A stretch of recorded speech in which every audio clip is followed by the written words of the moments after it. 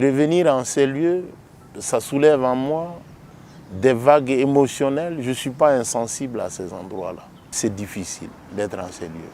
Ça me rappelle le souvenir de mes camarades et de mes amis. C'est en ces lieux, au conseil de l'entente, que Thomas Sankara et ses camarades ont été assassinés le 15 octobre 1987.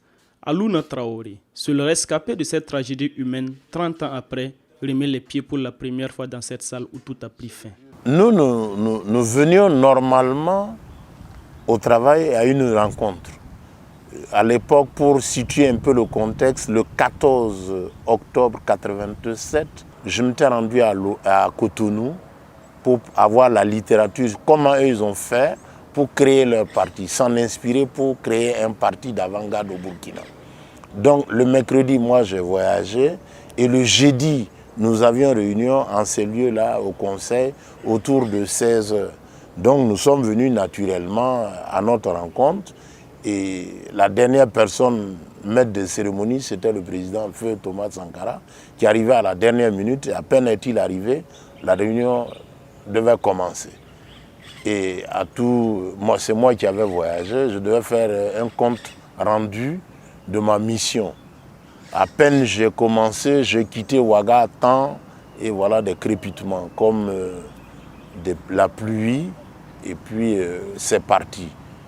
Le PF dans un sursaut s'est levé, a tiré son survêtement vers le bas et il est sorti de ces lieux-là, les mains en l'air. La précision est nécessaire et d'importance. Il est sorti les mains en l'air, comme on l'a vu de coutume dans les films western. Et il a été cueilli à froid. Nous étions 7 en réunion, y compris le PF lui-même et moi, et les autres. Moi, j'étais pratiquement le dernier à sortir. Donc la cause peut-être était déjà entendue. Ceux qui venaient avaient fini d'accomplir leur mission. Et moi, je me suis mis avec mes camarades qui avaient déjà reçu des balles. Moi, je n'en ai rien reçu. Et quelque temps après, un des assaillants, ceux qui nous ont tiré dessus, a appelé un autre du groupe, dit il y a un dans le groupe là qui n'a pas été touché, il faut le conduire de l'autre côté. Voilà. Donc moi j'étais surpris, je me suis levé et j'ai suivi cet élément-là. Aux encablures là-bas, j'ai demandé à uriner. Donc j'ai vidé mon corps. Pour moi, je pensais que quelque temps après, c'était mon heure aussi. Cette heure-là n'est toujours pas arrivée. Militant des comités de défense de la Révolution à l'université, Alouna Traoré, comme beaucoup d'autres jeunes, a bénéficié de la confiance du président Thomas Sankara pour officier à la présidence du Faso.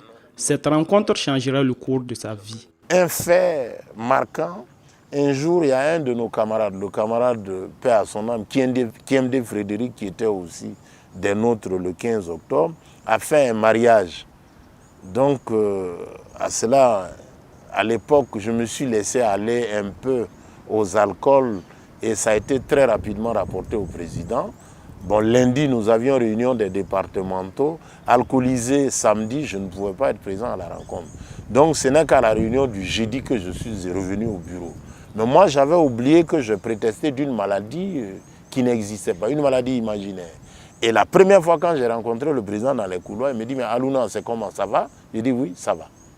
Et quelque temps après, nous avons eu une rencontre, la réunion des départementaux. C'est à l'occasion que le PF a fait une intervention qui m'a déboussolé, fait bouger les lignes à mon niveau. Il m'a dit, mais vous êtes à la présidence ici des cadres de la République. La révolution compte sur vous pour éclairer. Allez-y, voyez ce qui ne va pas. Dans la révolution, on va apporter des correctifs. On va s'améliorer et servir les masses et le peuple. Vous venez et dans peu de temps, dans 10 ans, les Alouna seront les monopoles, auront le monopole de la boisson frelatée. Et il a passé tout le monde en revue. J'avoue que ce jour-là, ça m'a fait quelque chose. C'était l'étincelle. Moi, je suis du Nord. Au Nord, il y a certaines choses qu'on ne nous dit pas. Ma dignité a été touchée. Mon honneur atteint. Donc, depuis ce jour-là, j'ai arrêté de boire, de fumer et de m'engager résolument. Thomas Sankara, comme tout homme, avait des qualités, mais aussi des défauts. Rares sont les gens que j'ai vus rentrer chez Thomas et qui ne sont pas ressortis heureux. Son verbe est vivant dans le cœur de nous tous qui l'avons connu. Il avait cette capacité, comment on appelle ça, toxique, il était cancérigène. Vous rentrez avec vos idées, vous ressortez avec les idées de Thomas. Il vous convainc par sa sincérité, la force de ses convictions. Et il vous demande par A plus B que c'est comme ça. Et c'est possible. Avec lui, l'impossible n'existe pas. Nous pouvons. Ses plus grands défauts, il y a une de majeures que je retiens. Il empêchait de manger. Il est entouré de petits bourgeois qui aspirent à la bourgeoisie. Des gens voraces. Avec Thomas, ce n'était pas possible.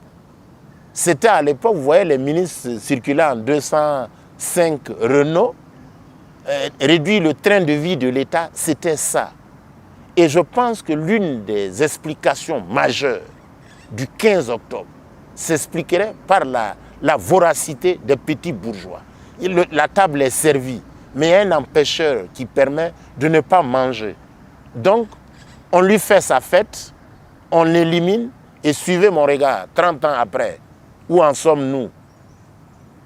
Tous ceux qui ont fait la révolution et qui, après, ont participé de façon consciente ou inconsciente au 15 octobre, sont devenus, pour le bas mot, des argentiers. Matériellement, ils sont satisfaits. À la question de savoir si une révolution est encore possible au Burkina, Alioune Traoré est catégorique. Les mêmes causes produisent les mêmes effets. Le peuple aujourd'hui est éveillé, conscient, demande, pose des questions. Comme Che Guevara dit, soyons réalistes, demandons, exigeons l'impossible. Et l'impossible, ce n'est pas exclu. Ce n'est pas exclu. Une révolution n'est pas exclue. Il faut que les dirigeants soient en phase avec le peuple. Prennent des lois adaptées aux circonstances, parce qu'il n'y a pas de loi. Les lois en elles-mêmes ne valent rien. C'est les circonstances qui font la loi. Il n'y a pas de principe, ce sont les événements qui font les principes. Donc de ce point de vue-là, si les dirigeants oublient le peuple se chargera d'eux. La révolution burkinabé a duré 4 ans, mais elle a laissé derrière elle un héritage hors du commun. Dans le souci de pérenniser les acquis du Conseil national de la Révolution, un comité international pour la construction d'un mémorial Thomas Sankara a été mis en place. Alioune Traoré appelle tous ceux et celles qui ont connu la Révolution et Sankara à témoigner pour la postérité. Comme on dit, le soleil n'apparaît pas à tout le monde de la même manière. Que les gens, les uns et les autres, surtout la jeunesse consciente, viennent apprendre à l'exemple de Thomas, les idées majeures qui ont fait du Thomas, l'amour du peuple, pour qu'on finisse avec les théories obscurantistes sur la pauvreté et la misère. Un pays peuplé d'hommes. Le Burkina Faso, pour la petite histoire, est un pays d'hommes, au vrai sens du terme. Depuis l'esclavage, la coloniale, le néocolonialisme, ce pays-là est un pays d'hommes. D'hommes avec grand H, avec tous les attributs. Suivez mon regard, c'est inadmissible qu'au pays de Thomas, on amène 150, 200 personnes pour attraper 2 lièvres. Je parle des terroristes.